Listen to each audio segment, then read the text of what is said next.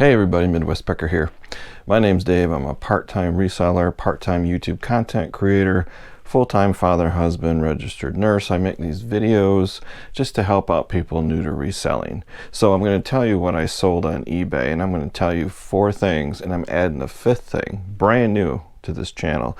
So if you watched me before, you're used to the fact that I call out unicorns, I call out items that are crap, things I recommend you buy, things I don't recommend you buy. So I'm going to tell you what I sold, where I sourced it, what I paid for it, what it sold for, how it shipped, and a new feature of this channel. Do I recommend you buy this? Do I recommend you source this to resell it? I'm no expert. I've been selling on eBay since 2002. I've been a flipper since the 3rd grade when I used to buy smoke bombs at the 5 and dime store. Pay 5 cents a piece, sell them on the playground for 10 cents a piece. Been hooked ever since. So I know a good deal when I see one. I'm pretty knowledgeable of what sells and what doesn't sell. And this advice is for educational purposes only. If I say don't ever buy this, well, you might want to buy it. Or if I say, hey, this item is awesome, you're going to do great, well, you might source it and it could take 3 years to sell. So this is just information. Take it as you will with a grain of salt. You got to do your own research, check your own comps, but I think the information is helpful. And you don't want to miss Midwest Picker Stories. There's a playlist linked down below. You've been warned. Joey has seen every single story. I think there's 10. Pretty gross, pretty amazing, bizarre, far out, wild Midwest Picker Stories. Joey couldn't handle 2 of them. I'm not going to tell you which ones, but I'll just say I highly recommend you watch them, and you've been warned. So let's get right into it. This first item that I sold is a John Beswick Royal Dalton Yule mug. That's a mouthful. This is a set of 2 or 3, but this is just one particular one. You could call this a replacement. Cost of goods is $2.99. I got this at a Goodwill. Took about 4 months to sell. Sold for $39.95 plus priority mail shipping on top. Boom, this is a good sale. Being part-time, I've only got like 472 listings on eBay. This is pretty fantastic. This is a high item for me. It's not a home run for you maybe, but do I recommend this one? Oh yeah, I recommend this one. I don't typically recommend collector plates or beer steins or mugs, but this particular one is vintagey from the 70s. It's got the 3D relief on it. They're typically damaged or chipped, and people need replacements. So my advice, if you see this in the wild, you can get it for a decent price or the whole set. I recommend this. Next item is Mary Kay lip gloss. I don't know the difference between lip gloss or lipstick or whatever. This is not technically a flip. This is just selling personal stock. So Mrs. Midwest gave me a box of her Mary Kay and said, here, sell this on eBay. So we're basically getting our money back. So my recommendation is, if you see this in the wild, if you see it at a garage sale, a yard sale, church rummage sale, or estate sale, yeah, definitely pick them up if you can get them cheap. Cost of goods was $8. Sold it for $12.95 with free first-class shipping.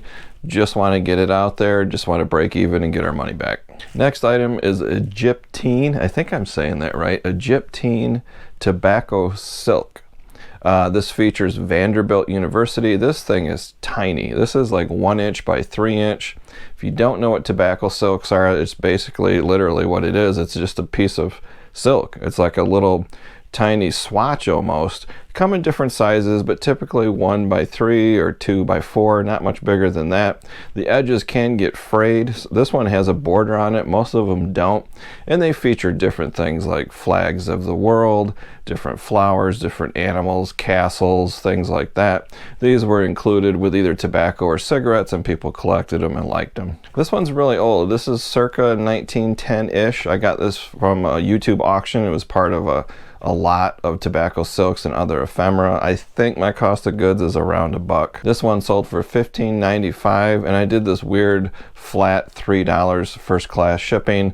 I could have done free shipping, I could have charged calculated, but I like to experiment a little bit, so I do a flat, sometimes $3 or $5 first class shipping. I knew this was super light, like 3 ounces, so the shipping was like $3.85 with my discount because I'm a top rated plus seller on eBay, so I do get discounts. Next item is this Sony remote control. I was sure to put in the title in the description, clean and tested. So what that means is I open up the battery compartment, check the contacts, make sure there's no acid residue or corrosion, take a good picture of the battery compartment. People really want to know that.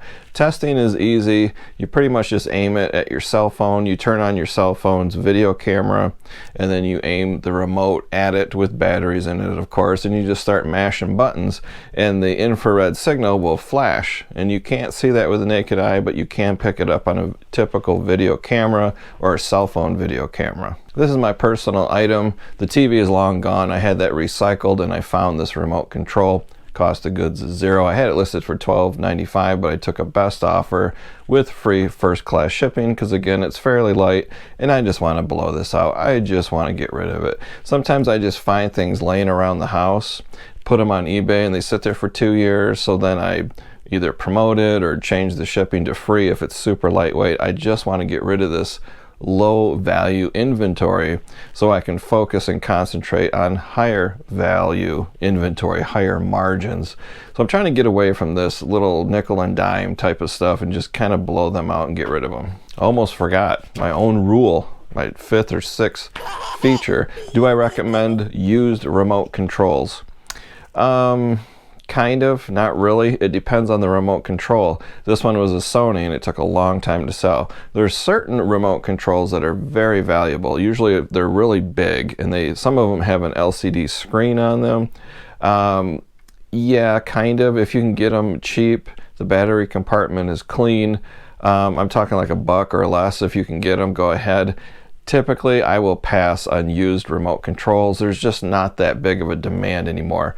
A lot of universal remotes you can buy, real inexpensive, brand new from Walmart, Target, different stores, and those typically will work on anything. But how many people have an old television or an old stereo and they just have to have the original remote? It's hard. They do sell eventually, but if I go to a flea market, garage sale, estate sale, used remotes, I'm gonna pass. And then the tobacco silk, I almost forgot, the Vanderbilt, the little gold tobacco silk, heck yes, I highly recommend that. So if you're in an estate sale, garage sale, flea market, whatever, and you see like a little tin, you think there's cookies in it, and you rip it open and it's sewing supplies. How many times does that happen? But if you see a little box of postcards or whatever, you might see smalls, anything tiny, and these could be Cracker Jack toys or little Marx toys or dollhouse figurines, anything. And thrown in there might be these tobacco silks. And if you don't know what they are, doesn't matter. If you can get them super cheap, I highly recommend those. Next is an unusual item, 1984 Cleveland Indians Fun Foods pin back buttons. Another mouthful. So basically what these are is this company called Fun Foods, they released or gave away these pin back buttons. I think they came in bread, I'm not sure. But it's basically like a baseball card, but it's a pin back button. So you got a player on the front, then you got some statistics on the back of the button, just like a trading card. I'll put a picture up here too of what the back of the buttons look like. Cost of goods is about $1.50. It's really hard to determine the exact cost of goods. I bought 150 of these from a YouTube auction. Some of them you can see framed up behind me. I don't know if you can catch that or not. I might have to include a picture, but the other frame, the second one, it was damaged. So I just took it apart, popped all the buttons out, grouped them by team, listed them on eBay. They don't sell for a whole lot of money. So my recommendation, it depends. If it's Pete Rose, somebody super famous and you can source them cheap, go ahead. If it's an average player, even though they're vintagey, 1984, they really don't sell for a whole lot of money. So my recommendation is it depends. These were listed for $9.95. I took a best offer of $6 with free first class shipping, so I probably broke even or lost money. I just wanted to blow them out and get rid of them. Next is a more safe welding filter. This is actually a piece of glass, super dark glass. I'm not going to get into the long explanation. I think a previous What Sold video I sold a set of these. I think it's 2 to a package, but basically it's for a welding helmet. So old welding helmets had a square piece of glass that you would look through when you would weld. Well, new technology is completely different. It's an LCD screen basically that you can see through very clearly. And as soon as you start welding and as soon as you create an arc, you know, in a millionth of a second, that LCD screen turns super dark to protect your vision. Well, back in the day, you had to flip up the helmet, and just as you were starting to weld, or before you would start welding, you'd go like that with your head, tip the helmet down and start welding. So these are little glass plates that basically replace the old ones. Very low demand for these. My recommendation is to pass on these. Cost of goods was $2 from a restore store. That's what I like to call it, the restore store. Sold for $8.95 plus flat $3 first class shipping. Next are these really cool vintage wooden stake markers with stand. These were built in the 1950s. 50s and 60s maybe in Japan. They're kind of kitschy, kind of kitchenware items, all different things. I have other things on my eBay store too, like a recipe box, salt and pepper shakers, and these are all wooden, made in Japan. And these are just markers when you cook on outside on a grill and somebody wants their steak medium and somebody wants their medium rare. I guess you stick these in the steak and you put them on a plate. I don't know what you use them for, or if they're just collectible and you don't use them at all. I don't know. Cost of goods was $4 from a YouTube auction. These sold for $24.95 with free first class shipping. I highly recommend these. You got to be careful though. Not everything from the 1950s that's kitchenware is worth money. A lot of it is, some of it is not. These particular items, they will sell, but they do take a long time. So again, I sourced it for $4. If you can get them fairly cheap, I recommend them. The last item is this PC Gamer magazine, April 2008, with Red Alert 3 on the cover. I don't think it even matters what's on the cover. This is in fantastic condition. This is my personal copy of a magazine. I had it just laying around the house. I was cleaning the house one day and I thought about throwing it in the trash, and I thought, you know what? This is video game related, so I'm just going to put it on eBay and see what happens. And it sold for $14.95 plus first class shipping on top. One tip on these: make sure you put in the description that you will bag and board these if you're going to do that, because collectors like me, I'm a collector, collectors can be very particular, so that does help sell it. When you say this will be bagged and boarded, very carefully shipped, a lot of people are concerned about the quality of shipping, so that does help it sell. My advice is a big yes, big yes. Anything video game related, in my opinion, sells very well. It doesn't have to be super old, it could be modern, could be 1990s, could be even older. Pretty much anything video game related, if the condition is good, will sell. Things like magazines, posters, the video game owner's manual. I don't think they even do that anymore because they're all digital downloads now. But the manuals that came with these cartridges and CDs, those will sell. Christmas ornaments, t-shirts, lunch boxes, salt and pepper shakers. You kind of get the idea. There are themes too, Super Mario, any of those things will sell. But if it's video game related, it's almost a guarantee it's going to sell. Especially video game related items that are ephemera or paper based. Magazines, posters. These were kind of considered disposable. They weren't treated well. People kind of trashed them. And if you can find them in good condition, you can get really good money. Previous What Sold video, I had some Lara Croft PlayStation posters. These were folded and included in a PlayStation magazine. Guys would tape them to their bedroom wall. They'd get damaged, eventually thrown away. People didn't take care of that kind of stuff. Well, I had a subscription to PlayStation magazine as an adult, and I would get the stickers for the memory cards, or stickers for the console, or posters, and I took real good care of those things.